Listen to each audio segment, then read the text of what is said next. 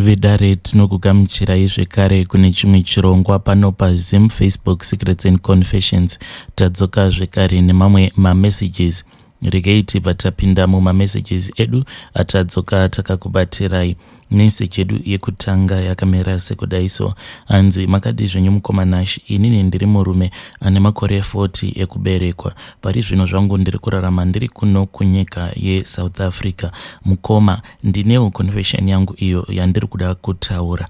Zvakaitika mukoma ndezvekuti mukukura kwangu ndingangoti mhuri yedu yaingova iri mhuri iya yaingova mhuri yekungotamburira. But tine vamwe bamunini vedu, bamunini ivavo nanhasi uno mupfumi ende vakapfuma zvisingaiti. Saka zvaiitika ndezvekuti ivo baba vangu vaiwanzo kuenda kune munin'ina wavo iyeye vachikumbirawo rubatsiro, but hapana kana rubatsiro rwavainge vachimbopiwa. Zvino takazoti vabereki vedu vashayika, isusuwo tainge tatoyaruka tatovawo nevana vedu, but taingoona kuti upenyu hwedu hakuna kana kwawainge uchimboenda, taingorarama zviya zvekungotamburira. Ndakazoti zvino ndava kuno kuSouth Africa, ndaiti ndikashanda mukoma, dzimwe nguva mari iyo yandinenge ndati ndiri kuzamawo kuchengeta, sometimes paikwanisa waitika incident yekuti matsotsi aizongopaza muimba imomo mandinenge ndichigara, vobva vangonanga straight panenge paine mari, kuita sekunge vanhu ivavo vanenge vaudzwa neumwe munhu, zvekuti inini nemudzimai wangu takatombosvika pakukonana, iye mudzimai achifungidzira kuti zvimwe kuda inini ndini ndainge ndiine connection nembavha, nekuti zvakaitika ndezvekudaiso tainge tabva mukutengera mwana wedu laptop. Saka takazoti tabuda tose taenda kubasa, laptop iyi pane pamwe panzvimbo pataisiya taiwandisa. Asi takangoti tichingobuda, then pane dzimwe mbavha dzemulocation imomo dzakabva dzangosarawo dzikabva dzapaza mukamukuku ikako katainge tichigara. Asi mbavha idzi hadzina kana kumbotora anything, dzakangononanga straight apo painge paine laptop iyoyo, ndokubva dzatora laptop iyoyo. Mushure mekunge dzatora laptop dzikabva dzasiya dzatokiya door. Munongoziva maki aya emumakula ekuti anopindirana. Saka takazoti tichibva kubasa hatina kana kumbogara tazviona kuti laptop yemwana iyo yatainge tatenga yainge yatobiwa.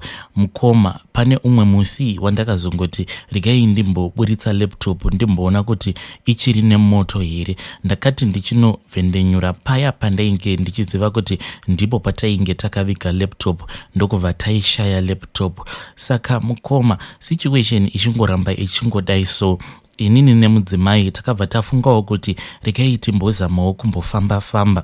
Mukunofamba tainge tichingobata bamunini vangu ivavo, tichingopiwawo minamato nezvimwe zvinhu zvakangosiyana-siyana. Then last year mudzimai wangu akabva azobatira pamuviri. Abatira pamuviri ipapo, it was somewhere munana January kudaro. Nhumbu iya yakazoti yava kuda kunopinda mu4 months. Then mudzimai wangu ndokubva azongoita miscarriage. Zvinhu izvi zvakandibata nekuti tainge tatombopiwa chiprofita chekuti bamunini vangu avo vari kuZimbabwe hanzi vainge vachida kuti vange vachizoshandisa pamuviri ipapo apo painge pakatakurwa nemudzimai wangu. Saka even though tainge tapiwa minamato mukoma, zvinhuwo zvekuti tainge tisina kana kumbozvitarisira kuti ndo zvichazoitika. Nhumbu iya yakati yava kuda kunopinda mu4 months mukoma. Takangoti one night takarara, ndokubva mudzimai wangu angoridza mhere.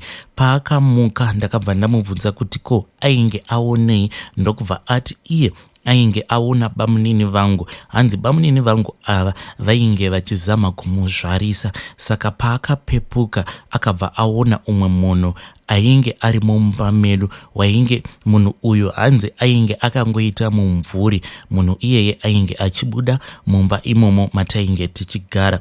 Hapana kana kuzombotora mazuva, then mudzimai wangu ndokubva azongoita miscarriage. Ende miscarriage yacho mukoma yakangoitika so funny zvekuti kunyange inini zvakanditorera nguva kuti ndinge ndichizvibhiliva kuti ko mudzimai wangu atoita miscarriage, because miscarriage iyi yakaitika mudzimai wangu apo paainge ari kubasa. mudzimai wangu akati ari kubasa kudaro, iye akati ndakanzwa sekunge ndainge ndichinzwa kuda kuenda kutoilet, but kutoilet kuya kwekuti unenge uchinzwa mudumbu. Paakaenda kutoilet mukoma, hanzi ndo paakabva azoita miscarriage iya. Zvino mukoma Mushure Mekunge aita miscarriage akabva azomhanyiswa kuchipatara nemabhosi ake ainge achishandira. Zvinhu izvi mukoma zvakandishungurudza mumwoyo. Then ndakazoti ndadzokera kumuprofita uya ainge ati pachiprofita ichocho chekuti bamunini vangu vainge vachizama kuti vange vachishandisa pamuviri apo painge pakatakurwa nemudzimai wangu. Akabva azondipa zvekare mimwe minamato, but neshungu mukoma ndakati ndichibva kuya ndokubva ndazoloda airtime ndikabva ndazofonera bamunini. Ivo bamunini vakati vachingodaira call, ndokubva ndatanga kuvaudza zvose zvandainge ndakaudzwa nemuprofita. Ivo vakabva vangoti ndokubva vadropa call. Kubva musi iwowo inini nabamunini hatina kuzokwanisa kuramba tichingotaudzana, but zvakazoitika ndezvekuti after mwedzi yakati one day yadarika, then ndo pandakazongorota umwe musi. Ndakarota bamunini vachipinda mumba umo matainge takarara inini nemudzimai wangu, but bamunini vangu ava vainge vakabata hacksaw. Vakangosvika apo pacho pandainge ndakarara, ndokubva vatanga kuita sekunge munhu ainge achindiopareta, ende vainge vachindivhiya gumbo rangu. Saka vakati vavhiya gumbo rangu nehacksaw iyoyo yavainge vakabata, ameno zvimwe zvinhu zvavakazotanga kuisa mugumbo rangu mukoma. Ndakati ndamuka ndokubva ndazoudza mudzimai wangu kuti ndo hope idzo dzandainge ndarota. Saka isuwo at that time mukoma takangofungidzira kuti zvimwe kuda dzainge dzingoriwo hope, but mukoma hapana kana kumbopera mazuva ndakabva ndatanga kubuda kamwe kapundu aka kainge kachivava kugumbo rangu rekuleft. Ndaiti kana ndikakakwenya so mukoma, kapundu kaya kaibva kawedzera kuita kahombe. Gumbo rangu rakambosvika pakuzvimba zvekuti kunyangwe kubasa chaiko ndakatombotadza kuenda kubasa. Ndokubva tazodzokera kumusha inini nemudzimai wangu. Tichinosvika kumusha mukoma, ndingangoti munhu akazondiponesa ndevamwe sekuru so vemuraini matinogara, because takangoti tichingosvika kumusha so tichiri kuronga zvekuti ndaifanira kuti ndinge ndichiendeswa kuchipatara. Sekuru vaya vakazosvika pamba pedu, vanongogarawo musemuraini nesu. Ndokubva vazoti munhu uyu kana mukangogara maenda naye kuchipatara ndo panenge paperera tsarungano yake. Then vakabva vazotanga kundibatsira vachindirapa nemishonga yavo. Mukoma ndainge ndisingatombozivi kuti munhu kunyangwe uchiri mupenyu unokwanisa kutobuda makonye. Gumbo rangu rekuleft iri mukoma ndinomboti kana ndikaritarisa so ndobva ndazvibvunza kuti saka gumbo rangu iri rakatombosvika pakuora zvekuti rainge richibuda makonye. Sekuru ivavo zvavaiita ndezvekuti vaiti kana vakanditemerera nyora nereza yavo, mushure mekunge vazokwizira mishonga waitoona makonye aya ewhite anenge ari madiki so achitotanga kutobuda panzvimbo ipapo pavanenge vatemerera nyora pagumbo pangu. Gumbo rangu rese iri mukoma rakazara nyora mukoma, inyora dzega. Gumbo rangu rakazopora zvaro mukoma. Mushure mekunge ndazorikavha, then ndokubva tazodzoka zvedu kuno kuSouth Africa. But mukoma chinhu chinonzi munhu akaromba anotyisa. Hachisi chinhu chekuti unongodheerera uchingoti ndinokwanisa kutukana naye kana kuita sei. Mukoma iwo ndo experience yangu yandakasangana nayo. Bamunini vangu ivavo mukoma munhu wekuti akarema. Mudzinza redu hakuna kana anokwanisa kusimudza musoro. Ivo bamunini vanongoita yavanenge vafunga kuita panguva yacho iyoyo. But at that time after ndabva mukutukana navo, bamunini vangu ivavo vakapotsa vatondiendesa kumakuva chaiko. Nanhasi uno handina kana nyaya navo bamunini vangu ivavo. Hey vedare, ndo message yandakatumidzirwa ichibva kuna mukoma vedu avo. Hey, zvakangoma hazvo veduwe, asi please ngatizamei kuti tinge tichitaura navo mucomment section mukoma vedu ava. Yei, zvakangoma zvovedwe. Regei tibva taenda panyedu inotevera. Nyedu inotevera yakamira sekudai so. Hanzi, makadii zvenyu mukoma Nashi. Ndiri kukumbirawo kuti munge muchindiposterawo nyaya yangu. Makavigawo chiso changu. Inini mukoma ndinewo confession yangu yandiri kudawo kuti ndinge ndichiisawo kudare. Asi confession iyi mukoma handingati inokwanisa kundiafektera upenyu hwangu pari zvino, because mumarriage iyoyo ndakazotosvikawo pakutobuda mumarriage iyoyo. Mukoma, inini nemurume wangu wekutanga takaita vana vedu vaviri. Inini ndainge ndichiitawo zvekuruka musoro, murume wangu iye ainge achiita zvekuvaka. Saka murume wangu munhu wekuti aifarira doro. Aiti paya pavanenge vapiwa mari dzavo pafortnight aitombotanga apfuura nekubhawa. Aizoti zvino kana ava kudzoka achibva kubhawa mukoma, nguva dzake waiziva kuti aizopinda mumba somewhere around 2 am kana kuti kuma 3 am. Kuti uchiti mari mukoma, mari inenge yagafurwa nepakati, imwe yose inenge yashandiswa kubhawa ikoko. Chake chete chaainge achingogona kuita ndechekuti aingobhadhara rent. Izvo zvekuzoti tazodyei mukoma, ndini ndaizozvionera. Murume wangu munhu wekuti nemari dzose idzo dzaainge achibata aisakwanisa kana kumboronga nemari iyoyo, because munhu wekuti ainge achifarira doro. Zvinhu izvi zvaigara zvichingondishungurudza. Saka aiva nasawira wake uyowo ainge ari munhu wekuti ainge achingofarirawo izvozvo zvekungonwa doro. Ndakabva ndazotaurawo nasawira wake ndichingomubvunzawo kuti zvino madyiro acho avainge vachiita mari, pane chimuko here chainge chichizobuda, nekuti ndainge ndaneta mukoma nekuramba ndichingochengeta murume. Apa ndoti kuchengeta murume zvekare kumusha ndini ndainge ndiri breadwinner mufamily medu. Saka zvinhu zvekuti zvainge zvava kundistressa. Apa munhu aiti kana achibva kubhawa kudaro akadhakwa kudaro anenge achida bonde, ende not kungoda bonde, anenge achitoda bonde riya, ende munongozivawo bonde remunhu anenge akadhakwa zvekuti iye haapedzi. Apa iwewe mupfungwa dzako unenge wakazara nestress.